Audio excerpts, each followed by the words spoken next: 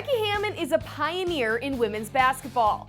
She's also quite possibly the best hooper in the history of the WAC. Hammon, 2 on the shot clock. She's got to fire it.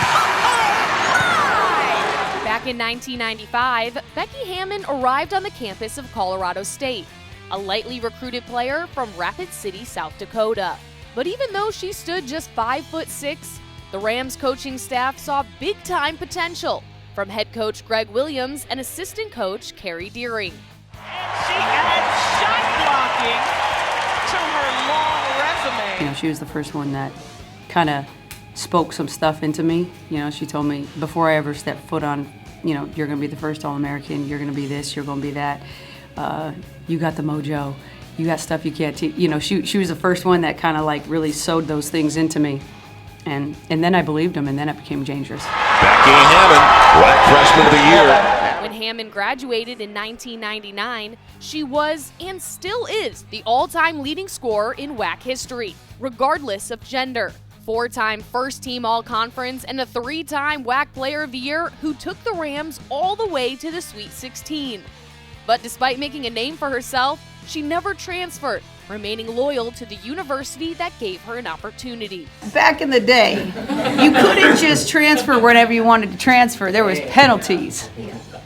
And the NCAA needs to take a serious look at that because you're disservicing these kids. You have to learn how to have hard conversations. Don't jump ship when it gets hard. But I was staying at Colorado State no matter what. I loved it there. I loved my experience there. Loved my teammates that I went to work with every day. Loved Fort Collins.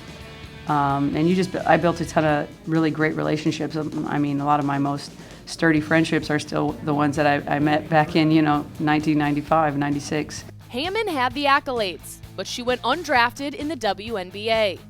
As a free agent, she worked her way onto the roster of the New York Liberty and went on to become a 6-time All-Star and a 2-time first-team All-WNBA. That's the tenacity I'm talking about. We get every loose ball. Come on. Part of my journey was figuring out how to just make a way, so even though I wasn't drafted every day in camp, I just took it one day at a time, like, you're not cutting me today. I'm going to do everything in my power to not get cut today. And then, it's funny because you actually build really great habits that way. Because you have to play hard, you have to execute, you have to know every scheme because you don't have a margin of error. In 2023, Hammon was inducted into the Basketball Hall of Fame. It's my pleasure to introduce Becky Hammon. She was the first female head coach in the NBA's Summer League with the San Antonio Spurs in 2015.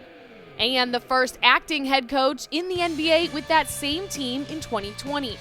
When Hammon took over as head coach of the WNBA's Las Vegas Aces, they won back-to-back championships in 2022 and 2023. Advice, be a sponge.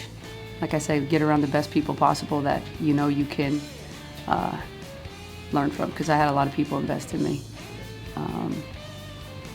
that helped along the journey. Nobody gets here by themselves.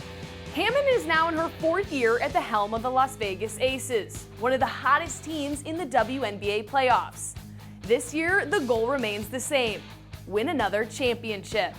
For the WAC, I'm Kendra Sheehan.